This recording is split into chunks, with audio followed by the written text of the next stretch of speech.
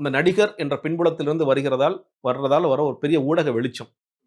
இன்னைக்கு பாருங்க எல்லா சேனல்ஸும் காலையில 6 மணில இருந்து ஒரு நைட் ஒருவேளை பெரம்பலூர் அரியெல்லாம் முடிக்கிறதுக்கு நைட் ஒரு 10 மணி ஆகுதுன்னு வச்சுக்கோங்களேன். 10 மணி வரைக்கும் தொடர்ச்சி லைவ் அடிக்க போறாங்க. வெவ்வேறு செலிபிரிட்டிஸ கூப்பிட்டு ஒரு அரசியல் விமர்சகர்கள், பத்திரிகையாளர்கள், கட்சிக்காரங்க எல்லாத்தையும் கூப்பிட்டு வச்சு பேச போறாங்க. ஸோ இவ்வளோதையும் மக்கள் ஏதாவது ஒரு டயத்துல பார்த்து தான் ஆவாங்க. விஜய் பண்ணிட்டு இருக்காரு, திருச்சி வந்திருக்காரு, என்ன பேசுறாரு போடு. இத பார்க்க செய்வாங்க. அந்த வெளிச்சம் என்பது மற்ற கட்சிகளுக்கு கிடைப்பதில்லை. இன்னும் சொல்லப்போனா ஆளுங்கட்சி கூட முதலமைச்சர் என்ன பேச போறார் அந்த நேரத்துல தான் போடுவாங்க தவிர, அவர் சாலை வலம் வந்து விட்டார்.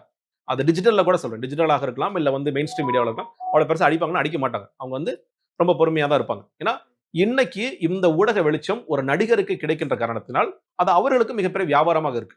இன்னைக்கு ஏன் சேனல்ஸ் இவ்வளவு போறாங்க? எல்லாருக்கும் அது நல்ல வியாபாரமா இருக்கு. வின் வின் சிச்சுவேஷன் விஜய்க்கும் அது பயனுள்ளதாக இருக்கு. சேனல்ஸ்க்கும் அது பயனுள்ளதாக இருக்கு. இதே விஜய் 2026ல பெருசா சோபிக்கலன்னா, தூக்கி கீழ போட்டு போயிட்டாரு. விஜய் செல்லிங் மெட்டீரியலா இருக்காரு. டிஆர்பி நம்ம வருது. அதான் சொல்றேன். செல்லிங் மெட்டீரியலா இருக்கிற வரைக்கும் தான். நீங்க நல்ல கிளாசிக்கான உதாரணம்.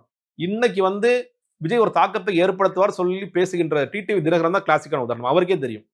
அவர் எவ்வளவு தூரத்துக்கு மீடியா ஹைப் ஏத்தி எங்க தூக்கி கொண்டு போய் வச்சதுன்னு தெரியும். எப்படி கீழ போட்டு மிதிச்சதுங்கிறது தெரியும். அவர் கிளாசிக்கான உதாரணம். அன்னைக்கு அப்பா தினகரன் வந்துட்டாருப்பா. தினகரன் மாரி யாருமே பேசவே முடியலங்க. எப்படி மீடியா ஹேண்டில் பண்றாங்க பாருங்க.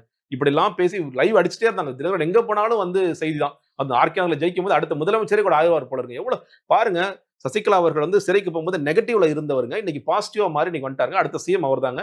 அவர் ஆட்சியை கலைச்சிருவாருங்கன்னு பேசி அதுக்கப்புறம் காணாமலே போக வச்சுட்டாங்க அவர். அதே மாதிரி நிலைமை விஜய்க்கும் எப்ப நடக்கும்னு கேட்டீங்கன்னா 2026ல அவர் ஒரு அளவுக்கு வாக்கு சதவீதம் வாங்கவில்லை என்றாலும், இல்ல உண்மையிலேயே அவர் சொல்ற மாதிரி படத்துல நான் நடிக்க மாட்டேன், இனிமேல் நான் அரசியல் தான் சொல்லி சொன்னாலும் அதுவும் நடக்கக்கூடிய வாய்ப்புகள் இருக்கு.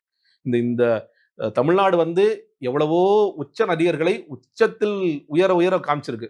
யாருமே இல்லாம ஒரு ட்ரெயின் ஸ்டேஷன்ல உட்கார்ந்து இருக்கிற ஒரு அவலமான நிலையும் இன்னைக்கு காமிச்சிருக்கு. அதனால இது எதுவுமே நிரந்தரம் அல்ல. இது நிரந்தரப்படுத்த வேண்டும் என்று விஜய் உண்மையிலே நம்பினார் என்றால் அவர் அரசியல் மயப்பட வேண்டும். இந்த கூட்டத்தை அட்லீஸ்ட் இந்த அரசியலுக்கு வந்ததுக்கு நான் அரசியலை கத்துக்கிட்டு போறேன். நான் ஒரு பல பேருக்கு அரசியல் கத்துக் கொடுத்தேன் அப்படிங்கிற இடத்திற்காவது அவர் நகரணும்னு நான் பார்க்கிறேன்.